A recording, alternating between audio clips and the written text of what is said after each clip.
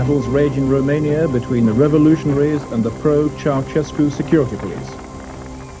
Good morning, it's 18 minutes past 5 on Saturday the 23rd of December. You're watching the early morning news from ITN. The headlines: fighting has raged through the night in Romania. The army has remained in control of key installations, but pro-Ceausescu forces have fought hard to recapture control. Hundreds are feared to have died. Later in the program, ITN World News with a profile of Ceausescu, a dictator on the run. Fierce fighting has continued throughout the night in Romania. Hundreds are feared dead. In the capital, Bucharest, bodies litter the streets. Medical teams say they can't cope. Army units have waged a fierce battle for control of the television station with forces loyal to deposed dictator Ceausescu. The Yugoslav news agency Tanjug say the army has managed to beat back the Securitate and the station is now back on the air. At least 40 explosions have rocked the city and one airport is being controlled by the security police. Elsewhere, there are reports of another massacre in Timișoara.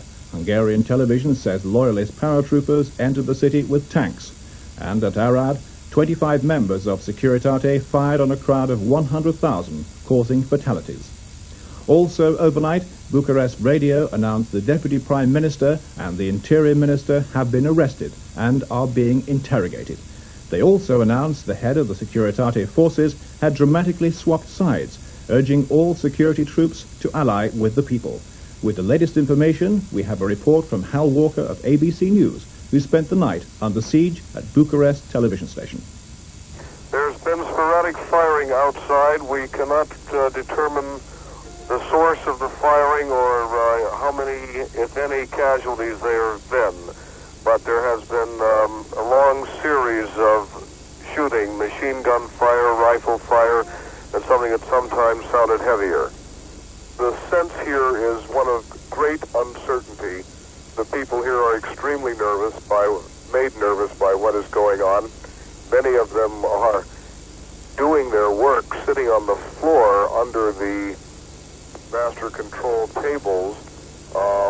Most of them are making sure that they stay away from any exposed areas or any glassed areas. The whereabouts of the deposed dictator Nicolae Ceausescu are still not known. It seems he may have fled the country. The fight back by his security police began late last night, just after it seemed the revolution was complete. For the second time in 24 hours, Romania's capital became a bloody battleground again. Ceausescu's palace was set on fire. Hungarian television reported hundreds of people had been killed as forces loyal to the deposed president launched a violent counterattack. The huge crowd that had been celebrating only a few minutes before cowered in the dark. And then on the darkened square of the Republic, after 2 hours of almost continuous gunfire, a man shouted triumphantly from the balcony of a Central Committee building to the crowd still hiding in the shadows. 1, 2, 3, 4. Attenzione! Attention! Those who've been shooting have given themselves up. Come on out. The revolution has been won.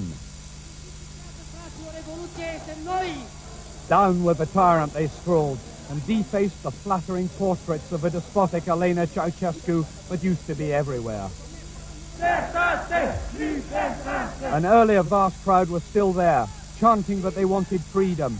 And in these pictures, which were transmitted live in Romania and around the world, a clear picture of a revolution in progress. I came out of prison an hour ago, this man told the crowd. Dumitru Mazil was one of the signatories of a critical letter to Ceausescu and was imprisoned for it. He's now emerging as one of the new Romania's leaders. He appealed for silence for all those who died in the uprising, almost certainly more than 3,000, and the huge, excited crowd became completely silent.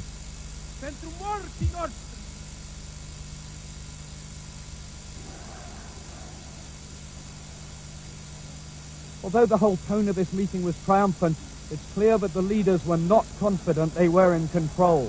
One speaker announced shooting had started again, and he appealed for blood donors.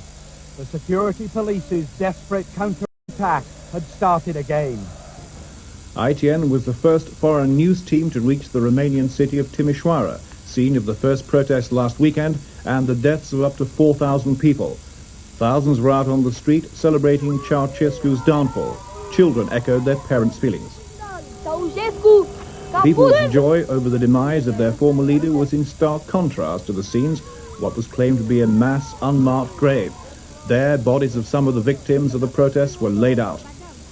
Later, thousands took to the streets, this time to be told a new reformist group had emerged called the United Democratic Front. President Ceausescu's son, Nicu, was captured and paraded in front of Romanian TV cameras after dissidents had taken over the former state-run station. During one broadcast, Nicu Ceausescu was dragged, frightened and bruised, into the studio. Romanian television suddenly and incredibly showed one of its own studios crowded with dissidents. In the center, a man quite clearly the leader addressed a stunned nation. Fac apel către întreaga populație a țării. I call upon the entire population to go out into the streets, to go to your local government buildings and occupy them without force. We are ordinary men. We are Romanians. We are patriots. Then they brought on an army officer. It was the first sign that the establishment itself was crumbling. He called on his fellow soldiers not to fire on citizens and apologized for the actions of the army on previous days. There was an even more remarkable sight. Nicu Ceausescu. Nicu Ceausescu, the dictator's son, was dragged into the studio. "Here comes the little princeling," said the commentator. Nicu, clearly terrified and with a bruise on his face, used to be the party secretary in Sibiu. He now claims to have tried to stop the Securitate from shooting into crowds there. But they said the Romanian people would be his judges. The Queen has stripped former President Ceausescu of the honorary knighthood awarded him in 1978. The Foreign Office said it was a mark of revulsion at the abuse of human rights. For the second night running, a vigil was held outside the Romanian ambassador's residence in London. Candles were lit for those who died. The daughter of Romania's exiled king says her family hopes to return home soon. If the people wanted us to go back, we'd go back tomorrow, and my father keeps repeating that. I think he would be a hope to the people of a change and of their freedom. The American military headquarters in Panama have been attacked by troops loyal to General Noriega. The camp came under fire with mortar fire. Heavy fighting followed the attack, but American forces are said to have fought off Noriega's troops. Pentagon officials say more American troops will have to be sent there. Senior army commanders believe it may take months to track down all Noriega supporters. Two suspected IRA terrorists are being questioned by police after the discovery of an arms dump hidden on the west coast of Wales. The anti-terrorist squad had kept it under surveillance since November the 3rd, when it was found on the Pembrokeshire coast. Police recovered pistols, rifles, detonators, and 100 pounds of Semtex explosives, enough to make several large bombs. It's thought the IRA might have been storing the arms for a Christmas bombing campaign.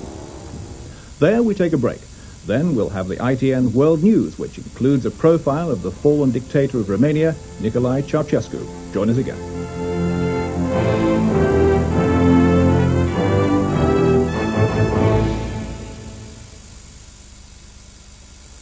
You save money with Lenore Concentrate.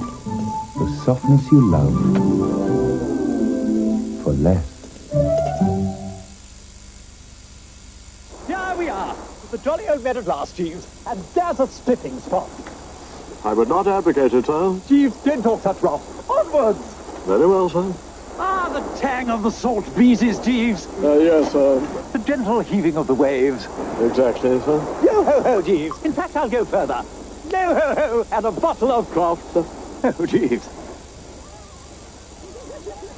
Nothing like a splash of light, chilled Croft Original dancing over the old taste buds. I feel absolutely in the pink, Jeeves. I'm sure you're not alone, sir. I say, Jeeves. Craft Original, one instinctively knows when something is right.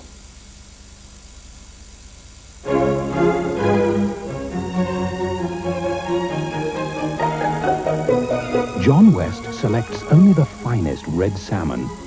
No sooner is it on the plate than John West is gone west. Insist on the best. 2 minutes, Angie. Crikey! Well, here it goes! Ah! Come on, we'll have to be quick. They're raising the drawbridge. Oh.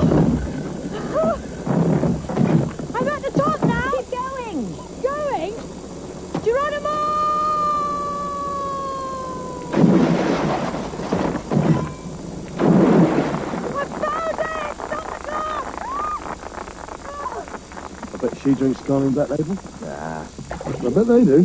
Your best bet for a fuller flavour. Carling Black Label. When you iron, does your washing still smell sweaty? Don't be daft. I use Ariel.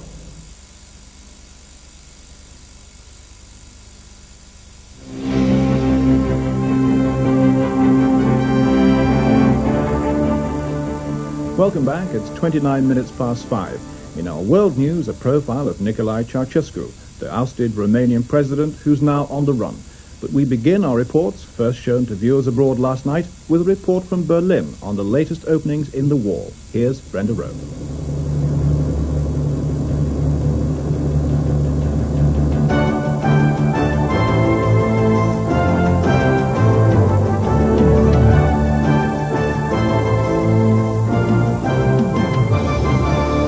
In Berlin, hundreds of thousands of people have been celebrating the opening of the Brandenburg Gate in the heart of the city.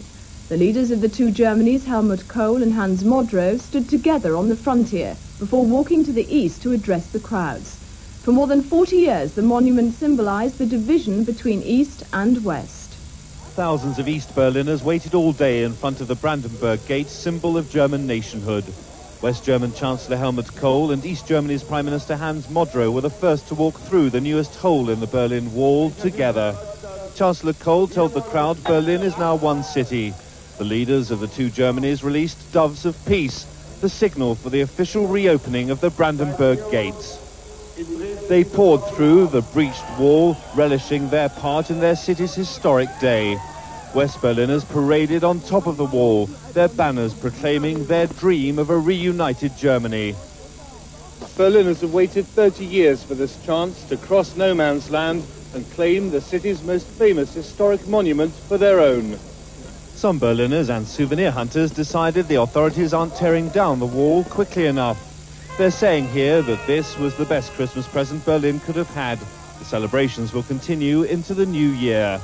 Glenn Glaser, ITN, Berlin.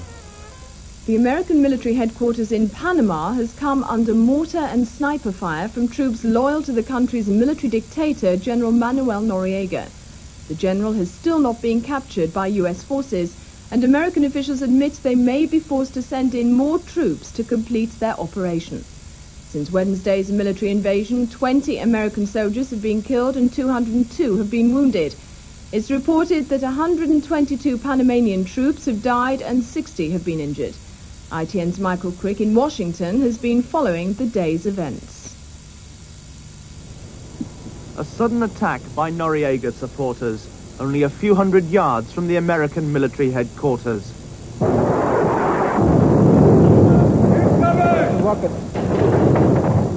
A sign the fighting in Panama is far from finished. The assault by Noriega's men, firing mortars and machine guns, was the biggest military exchange since the Americans claimed they'd taken control on Wednesday morning. And it was just one example of the sporadic exchanges still occurring. Said one senior US military commander today, it might take months to clear the Panamanian capital of Noriega supporters and their weapons. In their searches, the US forces have found some interesting items. 50 kilos of cocaine in General Noriega's office, and evidence that the dictator was involved in witchcraft. The Americans sent 1,000 US military police onto the streets to restore order and stop the looting. People have stolen anything they can get. Mattresses, television sets, radios, fridges, toys. Only a few minutes ago, the Pentagon issued this, their own film of the attack on Noriega's headquarters on Wednesday morning. Meanwhile, it's reported that defense officials are confident they now know where Noriega's hiding, and they believe they're closing in on him. Michael Crick, ITN, Washington. The South African government has said the black nationalist leader Nelson Mandela will not be released before the new year. Mr. Mandela has been in jail for 27 years, and there had been rumours that he would be released by Christmas. 8 of his fellow nationalist leaders were freed in October, starting the speculation that his release was imminent. India's Supreme Court has upheld the government's decision to reach an agreement with the American company Union Carbide, which resulted in $470 million compensation being paid to victims of the Bhopal gas disaster. But the court ruling now opens the way for victims to sue the Indian government.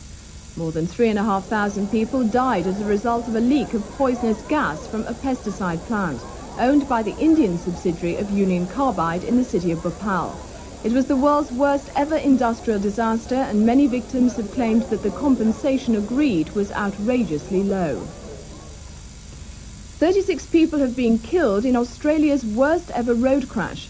The accident happened on a notoriously dangerous stretch of the Pacific Highway near Kempsey, about 600 kilometres north of Sydney. Many of the dead and injured were trapped for 5 hours or more in the wreckage. Survivors told how passengers had been thrown forward to the front of their respective coaches by the force of the impact. By daylight, bodies were lining both sides of the highway. The most seriously injured were flown by helicopter for emergency treatment in Sydney. 29 others are in local hospitals. Many on board have been travelling home to spend Christmas with their families. There are no indications yet what caused the crash, though it's known that light rain was falling at the time. Now back to Eastern Europe. Christmas will have a special significance this year in Czechoslovakia, where political reform has paved the way for a rebirth of religious freedom. Charles Hodson, one of ITN's correspondents in Eastern Europe, reports from Prague, where people are looking forward to rekindling their traditional festivities. He is the centerpiece of this vast and quite unique wood carving, a series of New Testament tableaus with more than 100 moving figures. In the 50s, it narrowly escaped being destroyed by the communist authorities as an example of religious darkness. Now its curator feels this Christmas has particular significance. Christmas will have meaning for our children because from now on they can receive religious instruction. This nativity carving is in fact a live religious textbook. This Catholic church was full, and its priest expects it will be full to bursting for the Christmas services. He spent 7 years in jail for his faith. Now he too looks forward to celebrating the first Christmas of a new beginning for religion here. Students at Prague University successfully spearheaded the demands for reform here, but they will continue their strike and occupation until they feel full democracy has been achieved. For these three, that will mean staying here in their faculty building over Christmas. This is the first Christmas in our life. What do you mean by that? Just freedom. We can breathe freely. We can go, we can read, we can speak, we can sing, everything. Most Czechoslovaks do feel this Christmas will mark a new beginning. Charles Hodson, ITN, Prague. Business news. Japanese car production in November was down 1.5% compared with the same month last year to less than 1.2 million vehicles. The Japan Automobile Manufacturers Association said an 8.5% rise in domestic demand in November from a year earlier was offset by an estimated 10% decline in exports. It was the third successive month car exports have declined in Japan. The British brewer Whitbread has announced it's selling its spirits division for $877 million. The buyer is Allied Lyons, another big British liquor company. The deal comes after Whitbread's earlier announcement that it would concentrate on brewing and leisure retailing activities, particularly pubs, restaurant chains and hotels. The European market prices on Friday evening. The news of Romanian President Nicolae Ceausescu's downfall prompted a surge on the Frankfurt Bourse. The DAX 30-share index closed at a new high for the year, up nearly 20 points. In London, gold bullion closed up 50 cents an ounce. North Sea Brent blend oil rose 20 cents a barrel. And the FT 100 index in London closed up 9 points. Now for our special report in which we take a longer look at one of the issues making the news, and we return to Romania. Nicolae Ceausescu was the last old-style communist leader holding out against the wave of reforms sweeping through the rest of Eastern Europe. He became party leader 24 years ago and tightened his iron grip on Romania by promoting members of his own family. His wife Elena was vice prime minister and a brother became deputy defense minister and head of the army. President Nicolae Ceausescu, whose position seemed as secure as ever at his recent party congress, was one of the most ruthless leaders in the Eastern Bloc, very much in the tradition of Joseph Stalin. He was so fiercely independent, and in the 24 years that he ruled Romania, he managed to keep his economic and foreign policies separate from Moscow. Ceausescu was born in a village near Bucharest 71 years ago. He attended elementary school and joined the outlawed Communist Party at the age of 14. He was imprisoned several times during the war when Romania was on the side of Nazi Germany, and after the war served as a junior minister in the communist government, becoming a full member of the Politburo in 1955. 10 years later, he took over as Secretary General of the party. Despite the orchestrated, approving crowds common throughout Eastern Europe, to the outside world, Ceausescu seemed a welcome maverick almost from the start. He supported Alexander Dubček in the Prague Spring of 1968, flying to Czechoslovakia to speak on his behalf. And then, when the Warsaw Pact tanks rolled in, he refused to let Romanian forces take part in the invasion. Ceausescu wooed the United States, and President Richard Nixon paid a historic visit to Bucharest. In 1978, he came to London, and the Queen gave him the honorary knighthood he'd been stripped of. But it was his human rights record at home which began to seriously tarnish his reputation in the West. He had a very, very good position at the European Community. He had a very good position at GATT, at all the international organizations. He lost everything because he wanted to pay the debts, the external debts, which he did with the sacrifice of the Romanian people, killing them there and keeping them without warmth and without food. The price of paying off the $12 billion debt was indeed hard. Ordinary Romanians were expected to make extraordinary sacrifices. The policy of rural systemization, as it was called, resulted in the destruction of thousands of picturesque villages, to be replaced by multi-story blocks. Winters here are hard, but homes have no heating. Food is in short supply and rationed, most of it exported abroad. Ceausescu and his wife Elena installed members of their family in key positions and held on to power through an extensive system of informers. It was a sort of white terror, apart from the fact that you saw that they didn't hesitate to shoot whenever they had to shoot. But apart from that, they made pressures on the individuals with telephone calls, with interventions, with arresting a member of the family, with persecuting, and so that everybody was frightened in their bones. But now the Ceausescu's grip on their country is over, and it's their turn to be afraid. Only if they're brought to trial will the full truth be known. Now a look at how some of Saturday's newspapers are reporting the news.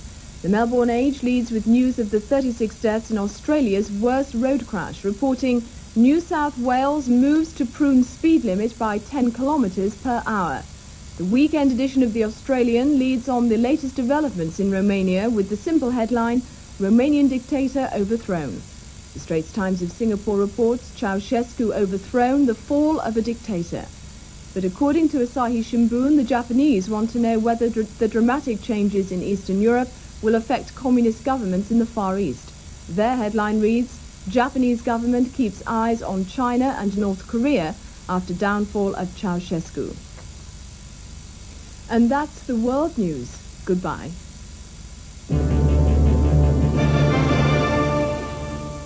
Brenda Rowe with the world news. Now, with the time at 18 minutes to 6, we're going back to the main story in Bucharest. On the phone live to us now is John Donovan of America's ABC News. John, what's the latest? Well, daylight is just returning to Bucharest as we speak, and I think it is it's a moment for which the Romanian people this morning are going to be grateful, because overnight darkness was used by elements of the secret police to basically launch a counterattack on the People's Rebellion. They began to hit early in the evening, just after it got dark, at key centers such as downtown area near the presidential palace, near the Central Committee of the Communist Party, near the radio station, and near the television station.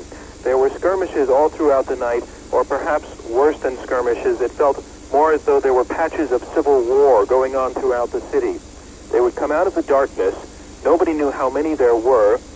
Nobody knew whether they were simply using surprise tactics and spreading themselves out so that it seemed their numbers were greater than they actually were. They were jumping up from positions in the underground throughout the city. They were firing from office buildings, and they were taking casualties at a number of locations. Fortunately for the rebellion, the army is now on its side. The Romanian army came to all of these positions and began to counterattack. I was at the television station for about 2 hours, which was under attack for about 2 hours, and at that location, the fighting seemed to be quite heavy. People were killed on the street out front. Tanks moved in, and once the tanks arrived on the side of the people, the fighting gradually abated, and a crowd of about 3,000 then came around the television station and began to cheer. But the feeling is that the jubilant mood of yesterday was shattered in the darkness. People really began to be afraid again that the victories they won yesterday might be something they could not hold on to. At this moment, however, even though daylight has come, I'm at a hotel that I returned to shortly ago, halfway between the airport and the center of the city, and a telephone call came through from the airport to the desk of this hotel saying, "We need help out here, we're under attack." I don't know, I can't tell you from an eyewitness point of view what's going on out there, but they were asking the staff here to pass on to the television station that they needed to have a broadcast for help. That has been going on throughout the night. As help was needed, military help was needed in certain locations, you would see a general appear on the television screen and say to troops, "Come to this area, this is where you're needed now." Bill? Do you have any idea about casualty figures? None whatsoever in the overnight fighting. I can only tell you that early in the evening I was talking to Romanians who were hearing information from the city of Timișoara near the border with Hungary, which we knew was the site of a massacre a few days ago. We're now hearing that mass graves have been discovered with up to 4,500 bodies in them. And what is the atmosphere there like? I would say that the atmosphere is terribly demoralized, simply because yesterday people had been so high, so jubilant, so euphoric with the idea that what had happened in so many other Eastern European countries over periods of months and weeks, in this case was actually happening in a matter of hours. They were amazed by their victory and riding very high on that. And then to be attacked at night and successfully with casualties in a very frightening manner, I think completely deflated that atmosphere. The opposition John, thank you. I'm afraid we're out of time. We'll have to leave it there. John Dondon, thank you very much indeed. Well, as you just heard, fighting has continued throughout the night in Romania. Hundreds are feared dead. In the capital, Bucharest, bodies litter the streets. Medical teams say they can't cope. Army units have waged a fierce battle for control of the television station with forces loyal to the deposed dictator Ceausescu. The Yugoslav news agency Tanjug say the army has managed to beat back the Securitate and the station is now back on the air. At least 40 explosions have rocked the city and one airport is being controlled by the security police. Elsewhere, there are reports of another massacre in Timișoara. Hungarian television says loyalist paratroopers entered the city with tanks and at Arad, 25 members of Securitate fired on a crowd of 100,000, causing fatalities. Also overnight, Bucharest Radio announced the Deputy Prime Minister and the Interior Minister have been arrested and are being interrogated. They also announced the head of the Securitate forces had dramatically swapped sides, urging all security troops to ally with the people. With the latest information, we have a report from Hal Walker of ABC News, who spent the night under siege at this TV station in Bucharest.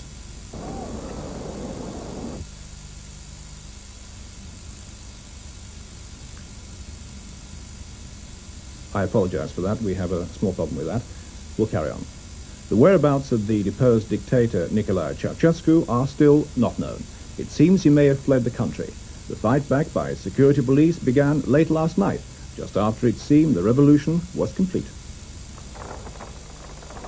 For the second time in 24 hours, Romania's capital became a bloody battleground again. Ceausescu's palace was set on fire. Hungarian television reported hundreds of people had been killed as forces loyal to the deposed president launched a violent counterattack. The huge crowd that had been celebrating only a few minutes before cowered in the dark. And then on the darkened square of the Republic, after 2 hours of almost continuous gunfire, a man shouted triumphantly from the balcony of a Central Committee building to the crowd still hiding in the shadows. Attention! Those who've been shooting have given themselves up. Come on out. The revolution has been won. Down with the tyrant, they scrawled. and defaced the flattering portraits of a despotic Elena Ceausescu that used to be everywhere.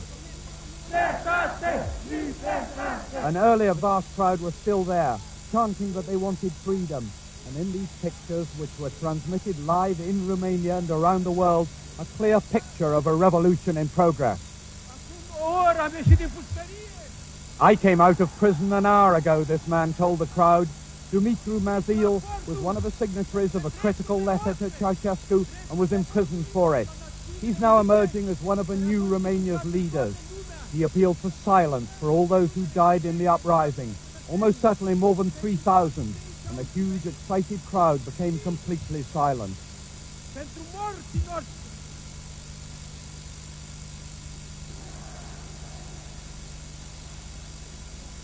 Although the whole tone of this meeting was triumphant, it's clear that the leaders were not confident they were in control. One speaker announced shooting had started again, and he appealed for blood donors. The security police's desperate counter-attack had started again. Dissidents who took over the former state-run TV station dragged President Ceausescu's son into the studios. A bruised and frightened Nicu Ceausescu was paraded in front of the cameras during a live broadcast. Romanian television suddenly and incredibly showed one of its own studios crowded with dissidents. In the center, a man quite clearly the leader addressed a stunned nation.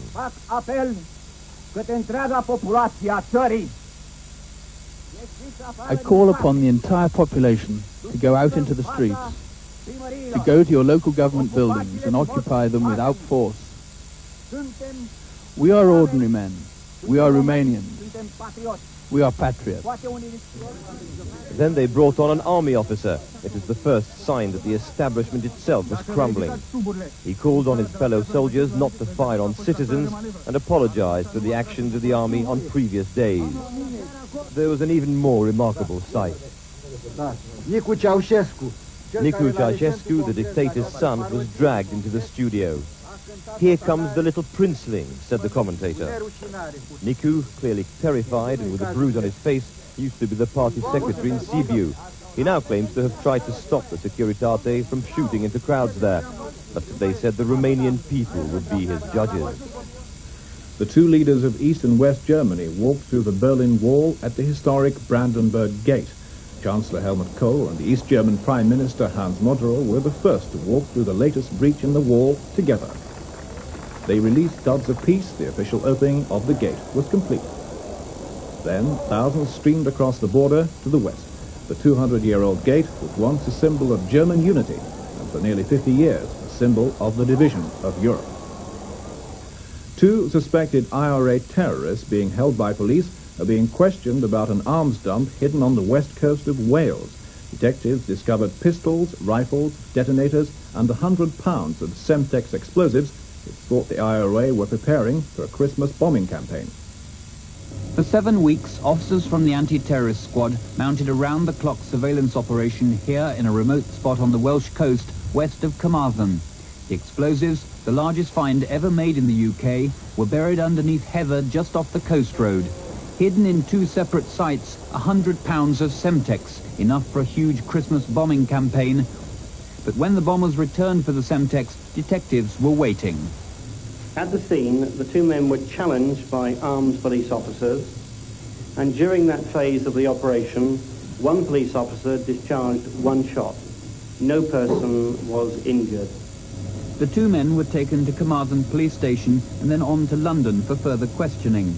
Questioning about the bomb factory found in Clapham, South London, in December 1988. And about the Deal bombing, in which 11 bandsmen were killed in September this year. This is undoubtedly a major setback for the IRA, depriving them of not only the means for a long bombing campaign, but also a vital supply route, one which could have been in existence as far back as the Brighton bombing. In Panama, troops loyal to General Noriega have attacked the American military headquarters. Pentagon officials say more American troops will be sent there. Manuel Noriega showed he has a sting in his tail. These American soldiers found themselves pinned down amid a group of terrified civilians